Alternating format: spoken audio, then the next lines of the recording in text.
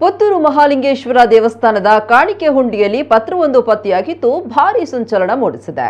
ಈ ಪತ್ರ ಬೆಳಕಿಗೆ ಬರ್ತಾ ಇದ್ದಂತೆ ಪುತ್ತೂರಿನಲ್ಲಿ ಲವ್ ಜಿಹಾದ್ ವಿಚಾರ ಮುನ್ನೆಲೆಗೆ ಬಂದು ಚರ್ಚೆಗೆ ಕಾರಣ ಆಗಿದೆ।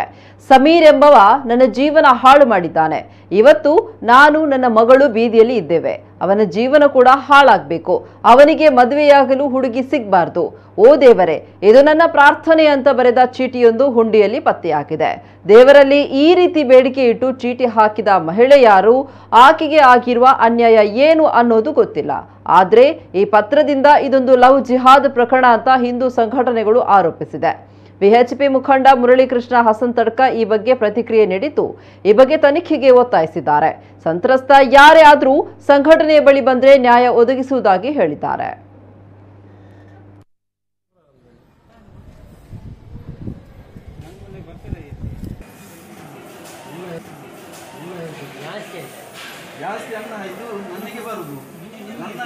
ಪುತ್ತೂರಿನ ಸೀಮಾಧಿಪತಿಯಾಗಿರ್ತಕ್ಕಂಥ ಶ್ರೀ ಮಹಾಲಿಂಗೇಶ್ವರ ದೇವಸ್ಥಾನದ ಕಾಣಿಕೆ ಹುಂಡಿಯ ಎಣಿಕೆ ನಡೀತಿರತಕ್ಕಂಥ ಸಂದರ್ಭ ಸಿಕ್ಕಿರ್ತಕ್ಕಂಥ ಒಂದು ಪ್ರಾರ್ಥನೆಯ ಪತ್ರ ಏನಿದೆ, ಇದು ವಿಶೇಷವಾಗಿ ಕರಾವಳಿ, ದಕ್ಷಿಣ ಕನ್ನಡ, ಉಡುಪಿ ಭಾಗದಲ್ಲಿ ನಡೀತಾ ಇರತಕ್ಕಂಥ ಲವ್ ಜಿಹಾದಿನ ಕರಾಳದ ಮುಖವಾಡವನ್ನು ಕಳಚಿ ಹಾಕಿದೆ ಅಂತ ನನಗೆ ಅನ್ನಿಸುತ್ತೆ ಮತ್ತು ಬಹಳ ನೋವಾಗ್ತಾ ಇದೆ। ಆ ತಾಯಿಯೊಬ್ಬರು ಸಮೀರ್ ಅಂತ ಹೇಳುವಂಥ ಒಬ್ಬ ವ್ಯಕ್ತಿಯಿಂದ ನನ್ನ ಜೀವನ ಮತ್ತು ನನ್ನ ಮಗಳ ಜೀವನ ಹಾಳಾಗ್ತಾ ಇದೆ ಅಂತ ಹೇಳುವಂಥದ್ದು ಭಗವಂತನಲ್ಲಿ ಪ್ರಾರ್ಥನೆ ಮಾಡಿರ್ತಕ್ಕಂಥದ್ದು ವಿಶೇಷವಾಗಿ ಇವತ್ತು ಕರೆಯನ್ನು ಕೊಡ್ತಾ ಇದ್ದೇವೆ। ನೀವು ದಯವಿಟ್ಟು ನಮ್ಮ ಸಂಘಟನೆಯ ಕಾರ್ಯಕರ್ತರು ಇವತ್ತು ವಿಶ್ವ ಹಿಂದೂ ಪರಿಷತ್, ಬಜರಂಗ ದಳ ಅಥವಾ ಸಂಘ ಪರಿವಾರದ ಯಾವುದೇ ಕಾರ್ಯಕರ್ತರ ಹತ್ರ ನಿಮ್ಮ ಅಳಲನ್ನು ಯಾರೋ ಅನಾಮಿಕವಾಗಿ ನೀವು ಹೇಳಿದ್ರು ಸಹ ನಿಮ್ಮ ಬೆಂಬಲಕ್ಕೆ ಇಡೀ ಸಮಾಜವನ್ನು ನಿಲ್ಲುವಂಥ ಪ್ರಯತ್ನವನ್ನು ಮಾಡ್ತೇವೆ।